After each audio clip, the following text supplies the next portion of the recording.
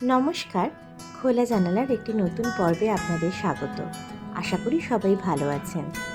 আজ আপনাদের সাথে ভাগ করে নেব ছেলের জন্মদিনে রিটার্ন গিফটের একটা পার্ট, ওই যে হাতে তৈরি চকলেট, তার রেসিপিটা।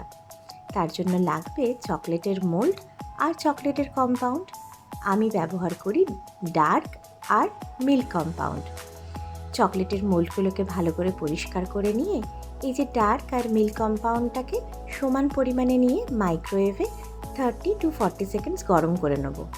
মাইক্রোওয়েভ না থাকলে ডাবল বয়লার পদ্ধতিতেও গরম করে নেওয়া যায়। এবার এই মিক্সচারটায় যেন কোনো লাম্পস না থাকে সেরমভাবে ভালো করে মিক্স করে নিতে হবে। এরপর মোল্ডের মধ্যে ঢেলে দেবো।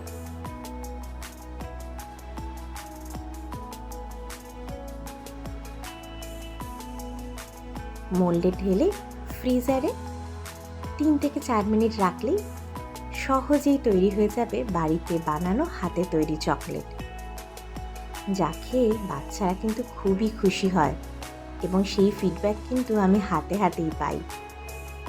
এবার বাবল রিমুভ করে দিলাম, একটু গ্লিটার ইউজ করেছিলাম। এই চকলেটগুলোকে সুস্বাদু করা তো আমাদের নিজেদের হাতে আছে, যা খুশি ব্যবহার করে সুস্বাদু করা যায়। এই সময় আমি বহু চকলেট বানাই প্রতি বছর, তার কিছুটা ভাগই এবছর আপনাদের সাথে ভাগ করে নিলাম।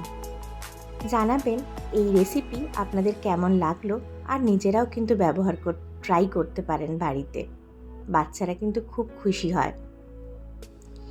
এই ছিল সেই দিনে আমার হাতে বানানো কিছু চকলেট।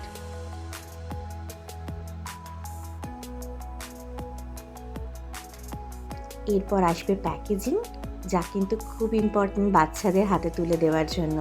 রঙিন কাগজে মোড়া এক থলি চকলেট, এতে বাচ্চাদের কেন বড়দেরও ভালো লাগে। আজ আসি তাহলে। পুজোর আগে এরম ছোট ছোট কিছু রেসিপি নিয়ে হাজির হব আপনাদের কাছে। ভালো থাকবেন সকলে।